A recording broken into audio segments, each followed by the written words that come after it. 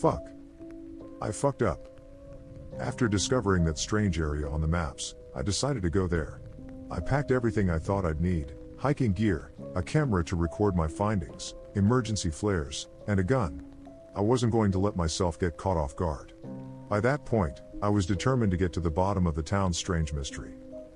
I headed out at about noon, deciding that it was best to do my exploring in broad daylight. I wanted nothing to do with those things that came out near the river at night, the lures as Clyde had called them. Speaking of which, there have been 3 disappearances in the past couple nights. I have no doubt that it's the work of those eerie faces. The other SAR divers have been searching relentlessly, but I've called out sick every day. I want nothing to do with Moose and his crew until I figure out what's going on. I feel a little guilty about it, but I'm hoping that my investigation will save more lives in the long run.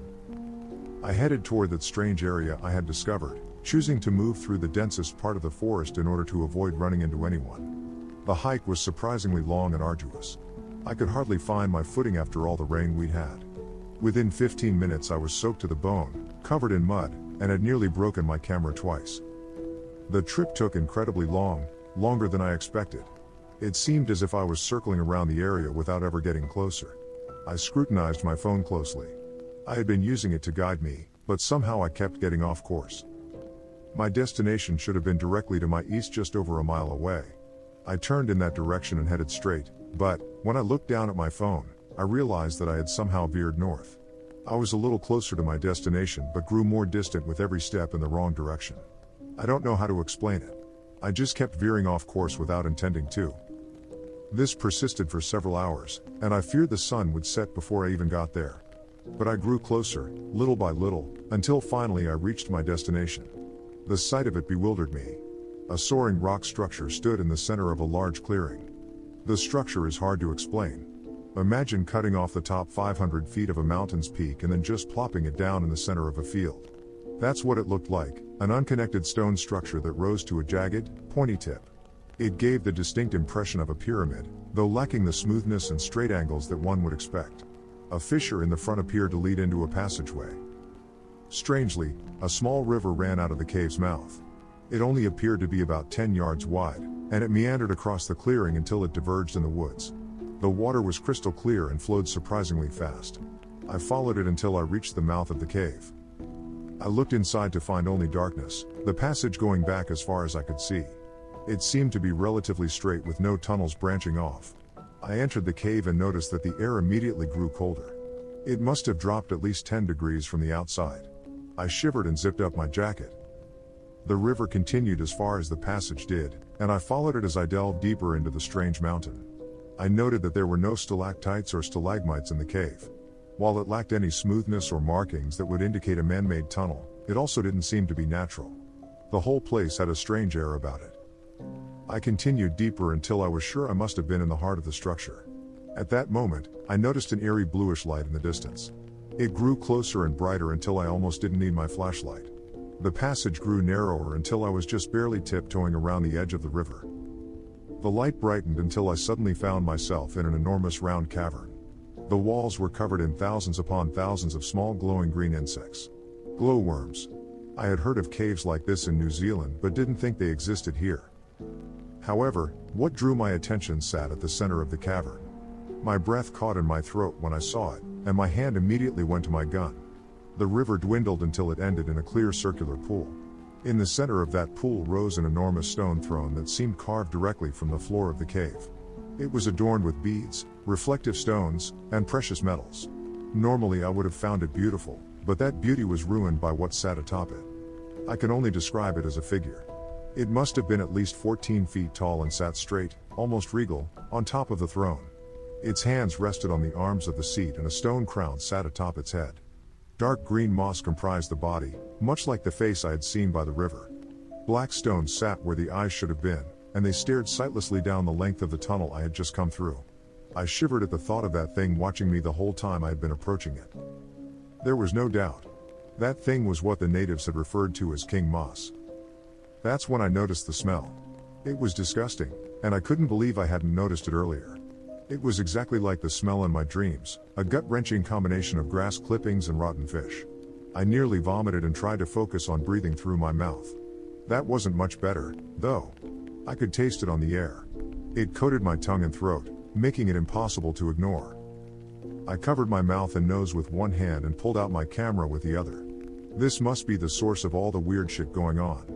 This was what the native myths had talked about, and I was going to make sure everyone knew about it.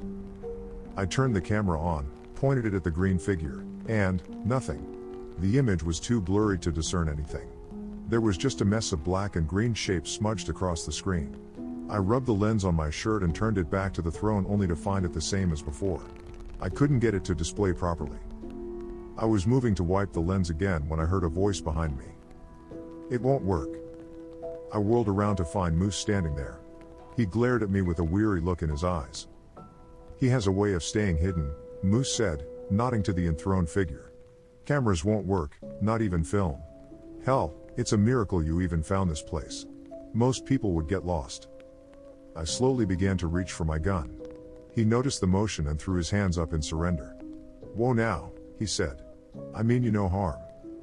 "Yeah, right," I responded. Moose furrowed his brow. "Listen, you can keep your hand on that gun all you like. You can even point it at me if that makes you feel better.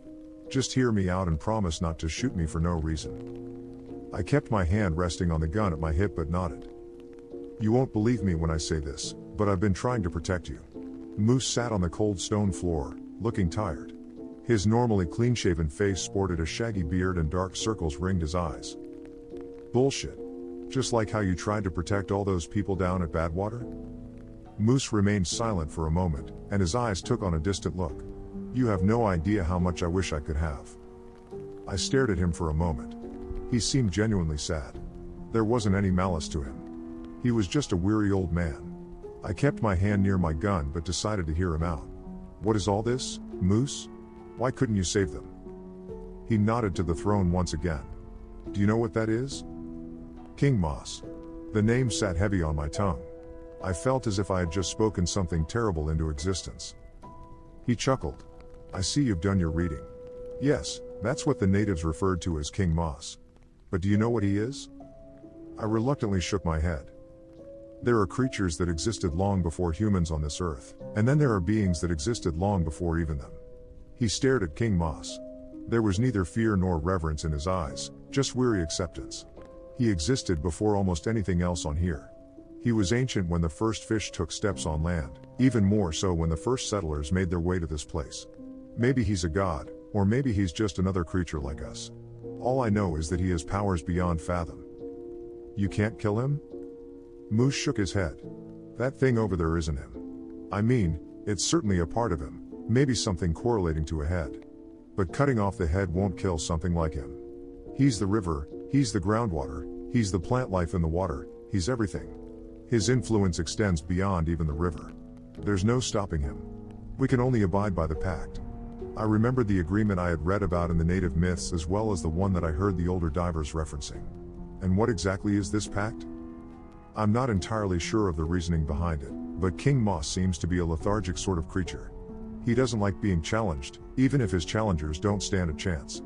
He just likes to sit in silence and eat. Nearly 1,000 years ago, he came to an agreement with the natives. He would mitigate his power, relegating it to certain parts of the river, and only feed off those who fell in. In exchange, the people wouldn't attack him and would let him eat in silence. One rule of the pact is that only a certain few people would be allowed to know of King Moss's existence. These people were to guard his secret and ensure the covenant remained unbroken. They were the protectors. The role was passed down generation to generation, and, once the natives left, it was passed to the settlers. Clyde and Ryan are the protectors now, just like their fathers and grandfathers before them. I had trouble processing all that he had told me. This went back so much further than I could have imagined. "What about you?" I asked. I knew Moose had moved here when he was in his 30s. He couldn't have inherited the role of protector like Clyde and Ryan. "Not long after I moved here, I was out hunting in the forest nearby. A sudden storm appeared, one like I had never seen before. I couldn't even see through the driving rain. I stumbled through the forest, looking for any kind of shelter, and came upon this place. That's when I saw him." He glared at the green effigy with disgust. I told Ryan about it the next day. That night he and Clyde planned on killing me, but then that thing spoke to them. It wanted me to serve as a protector. Apparently, something about me had caught its eye. He suddenly looked to me. You broke the pact when you came back from Badwater alive. I didn't tell Clyde or Ryan because I knew they'd kill you. But King Moss knew, and he became angry. That's why he started using the lures again. It was a warning. What can we do? I asked. Moose looked to me and sighed. You really don't get it, do you? What? It took a while for me to realize it too. He gestured to the throne. He can talk to us. It's like a voice in our heads, but not exactly words. I can't really explain it. I glanced at the creature on the throne and shuddered at the thought of it speaking in my head. Okay, so? He knows you went to Badwater, and he could have told Ryan and Clyde at any time. A cold chill ran down my spine as I began to realize what he was implying. So why didn't he? Those two aren't opposed to killing anyone who threatens the pact. Hell, they proved that just the other day with Michael. Michael? I'm sure you think it was those hands that got him, or maybe the lures drew him in. That's what the others implied to me, though I doubt it. He had overheard us talking about the little boy who went missing a few nights ago. Needless to say, some of the things he heard were incriminating. I have no doubt that Ryan or Clyde killed him and made it look like a drowning. If he had been taken by Badwater, then his remains never would have been found. They killed him? I was bewildered. I knew that something dark was happening and that the older divers were intentionally ignoring the threat that Badwater posed, but I couldn't believe they would actually go out of their way to kill another diver. Yes, Moose said. And they would kill you too if they knew you'd seen Badwater. So, the question is, why didn't King Moss tell them about you? I remembered what he'd told me about when he began working to protect the pact. How Clyde and Ryan had tried to kill him, but King Moss had stopped them. He wants me, I said. Moose nodded. He wants you to protect the pact. He smiled wryly to himself. I think he has a thing for divers. Suddenly I felt like the giant green figure on the throne was staring at me. It hadn't moved, but still it seemed like I was being watched. That thing wanted me. I clenched my fist. I would never work for that. Help me kill it, I said to Moose. Or at least help me get away. Moose shook his head. I can't. Yes, you can. There's still good in you. You don't understand. He stood up and stared at me with a look of utter defeat on his face. I literally can't. He began to take his shirt off. Confused by his actions, I gripped my gun tightly. However, my grip fell when I saw what was beneath his clothes. A green mass sat in the center of his chest. Seaweed-colored veins branched off from it in every direction and faded into his skin. It pulsed like a second heart and my stomach turned as I watched his skin stretch over it.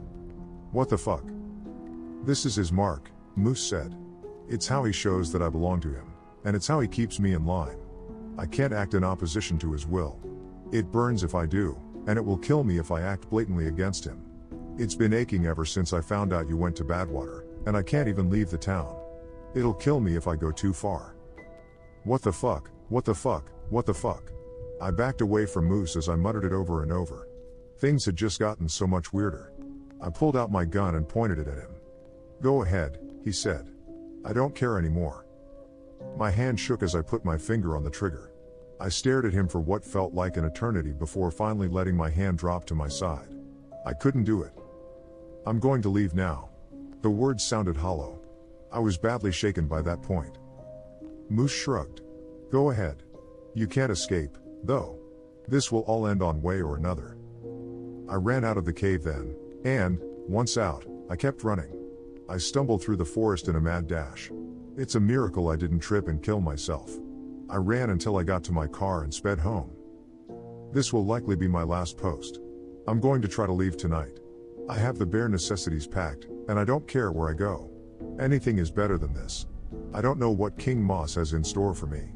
If he's as powerful as Moose claims, then he might have ways of keeping me from leaving. I don't know. God, I'm scared. Wish me luck. Goodbye everyone.